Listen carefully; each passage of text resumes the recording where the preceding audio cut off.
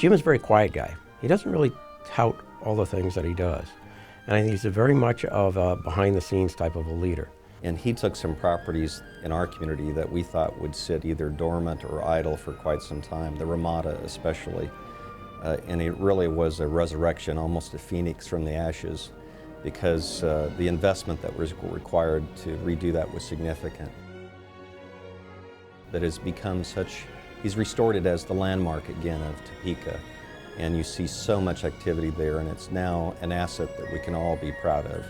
He really just took that jewel and polished it. He has invested a tremendous amount of money in downtown with the Jayhawk Tower, and that's proven to be very successful, and as well as the Ramada and the Holiday Inn, and you know, you don't get into the hotel business without some kind of risk, and so I'd say he's very calculated but very good at what he does. I think it's his leadership. I really haven't seen him run Parrish hotels. What I've seen him do is utilize his skills to make Topeka better, to grow Topeka, to improve Topeka. It's interesting to see how he builds coalitions of different groups of people. He's a win-win kind of guy. He's not the slash and burn, what's in it for me, what's in it for me, and we've got people like that in this community. Jim doesn't, and that's a huge risk. Doing business in an unselfish way is an incredible risk that you're taking.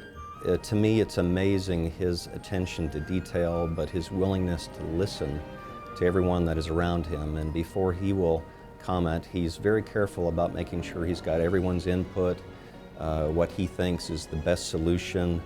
So it's really his knowledge of the needs of Topeka, and it's really his ability to bring coalitions together that I think really demonstrates his skill as a leader. It was amazing to me. I would get emails at all hours of the night from this guy. He would be up till the wee hours. In fact, he was probably going to bed as I was getting up. Jim is always at the office. The best time to reach Jim is 1 o'clock in the morning. He will be on his computer, and you can send him a note or text or something like that. And you don't want to try to schedule a 7 o'clock in the morning meeting with Jim. Jim is probably much more of a wordsmith and a writer than many people recognize. You might expect that of an attorney, but Jim's higher ed background was actually a journalism major. Anytime we would send a document to him just for his feedback, within an hour he had reviewed every word and made suggestions of little nuances here and there that would add to the quality or the clarity and condense it down to what was most important. I'd never had a chairman who was willing to give that much time and effort and attention before. We became used to wanting to ask for Jim's review because it always improved the document by the time he got done.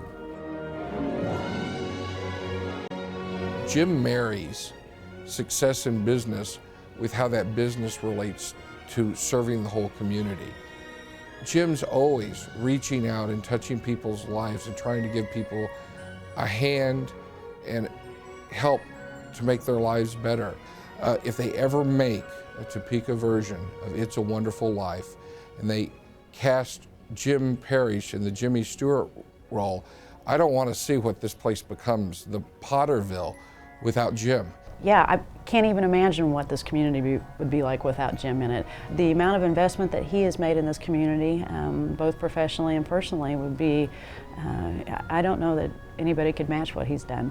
Jim, identified with a group of other business people the fact that roads and the impressions poor roads create on the community scare businesses away from investing in the community.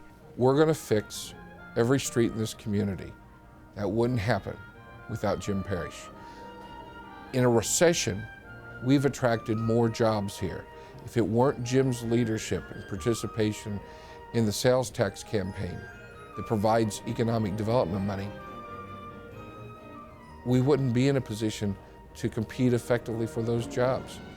Many people would have shied away from proposing a tax increase.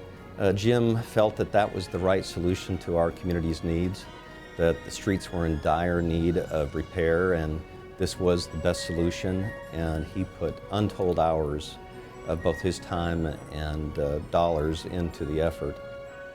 Jim is a very visible person, but what I'm amazed at is that despite his visibility, few people see all the different ways he reaches out and lends a hand to people in a very quiet, unassuming way. And the way he treats Nancy, you can see that she is one of the most important things in his life. And that just shows in the way he treats her, the way he addresses her, the way he respects her. You know, if you look at their resumes, you ought to be scared to talk to them.